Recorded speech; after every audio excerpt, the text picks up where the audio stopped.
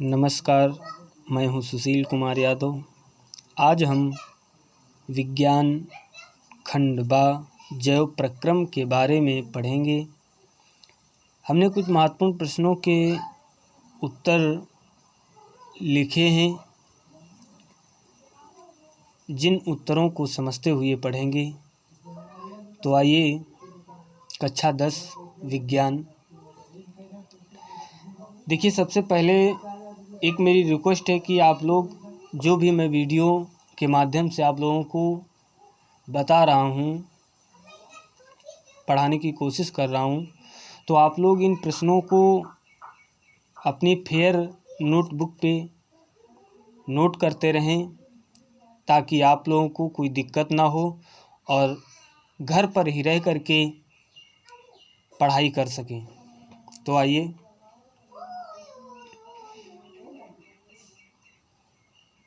आप देख रहे होंगे,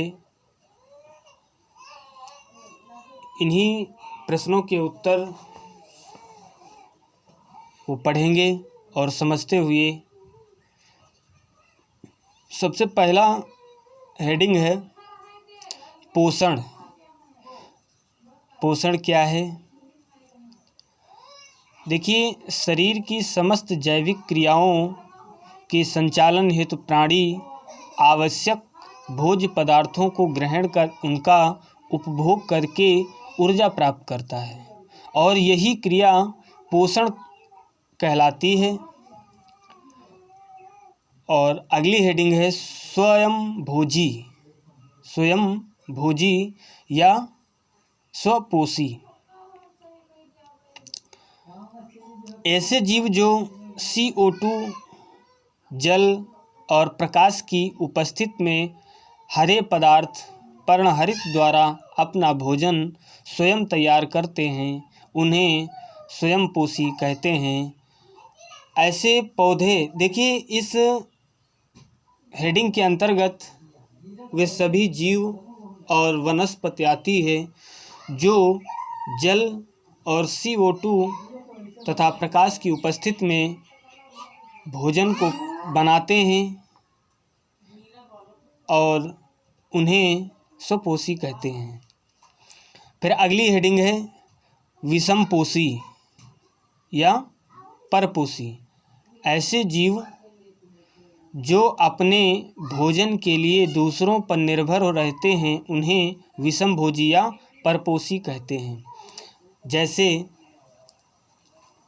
इस श्रेणी में सबसे पहले मानव और जीव जंतु आते हैं जो अपने भोजन के लिए दूसरों पर निर्भर होते हैं, जो अपने भोजन के लिए दूसरों पर निर्भर होते हैं। जैसे मानव, पशु पक्षी, ये सभी परपोषी की श्रेणी के अंतर्गत आते हैं। और अगली हेडिंग है पाचन। पाचन किसे कहते हैं? क्या है पाचन? वह क्रिया जिसके द्वारा भोज्य पदार्थों के बड़े जटिल तथा अघुलनशील, अघुलन का मतलब जो जल में ना घुलने वाले, जो नहीं घुलते हैं, उन्हें अघुलनशील अणु तथा घुलनशील अणुओं में परिवर्तित होते हैं, तो वह क्रिया पाचन कहलाती है।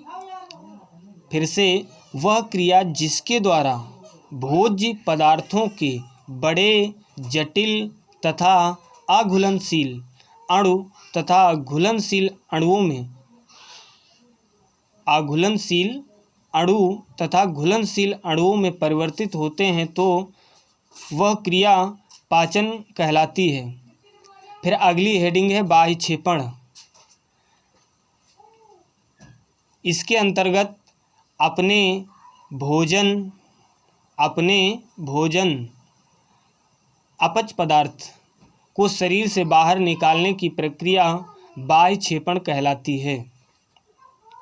फिर है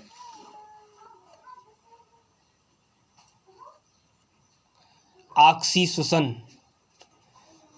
ऑक्सीजन की उपस्थिति में O2 यानी ऑक्सीजन की उपस्थिति में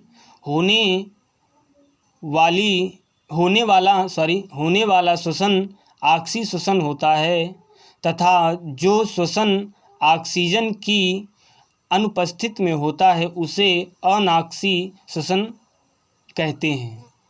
कहने का मतलब जो श्वसन O2 की उपस्थिति में यानी ऑक्सीजन की उपस्थिति में होता है उसको ऑक्सीश्वसन कहते हैं और जो ऑक्सीजन की अनुपस्थिति में श्वसन होता है उसे अनॉक्सीश्वसन कहते हैं। अगली हेडिंग है उपचय क्रियाएं। वे जैव रासायनिक क्रियाएं जिनमें सरल पदार्थों के संश्लेषण के द्वारा जटिल पदार्थ बनते हैं वे उपचय क्रियाएं कहलाती हैं।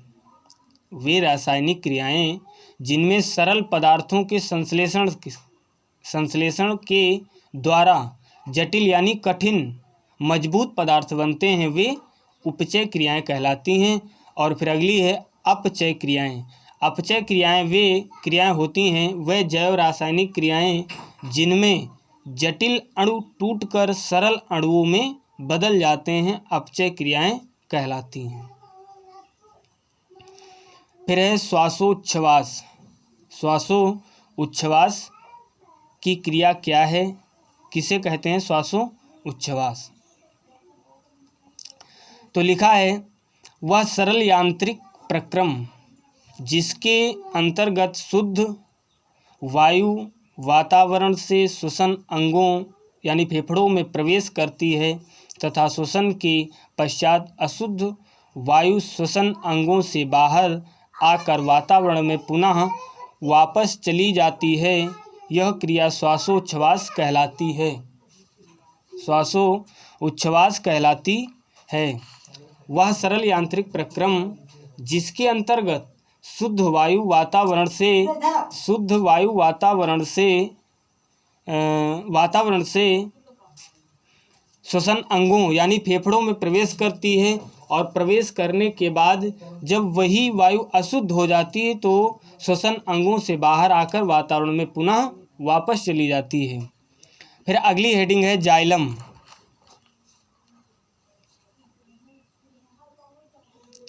जो पादपीय ऊतक मिट्टी से पानी और खनिजों पत्तियों तक पहुंचाते हैं उन्हें जाइलम कहते हैं। जो पादपीय ऊतक मिट्टी से पानी और खनिजों को पत्तियों तक पहुंचाते हैं या ले जाने का जो कार्य करते हैं उन्हें जाइलम कहते हैं। और ये जाइलम जो ऊतक होते हैं ये नीचे से ऊपर की ओर चलते हैं और ये तने में विद्यमान रहते हैं यानी पौधे की जड़ से खनिज और जल को ले जाकर के पत्तियों तक पहुंचाते हैं। फिर अगला है फ्लोएम।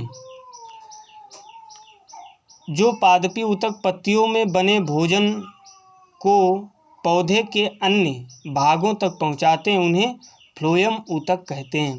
देखिए जाइलम क्या कार्य करता है। जाइलम पौधे की जड़ों के द्वारा एकत्रित किया गया जल और खनिज पदार्थों को जड़ से ले जाकर के पत्तियों तक पहुंचाता है। और फ्लोएम ऊतक जो है ये जब पत्तियां सूर्य के प्रकाश की उपस्थिति में भोजन को तैयार करती हैं तो तैयार किए गए भोजन को ये फ्लोएम ऊतक जो है ये समस्त पौधे के भागों तक पहुंचाने का कार्य करता है। ये बहुत ही महत्वपूर्ण प्रश्न थे। आप लोग इन प्रश्नों को अपनी नोटबुक पर नोट करें और इन्हीं से याद करते रहें। आज तक इतना ही।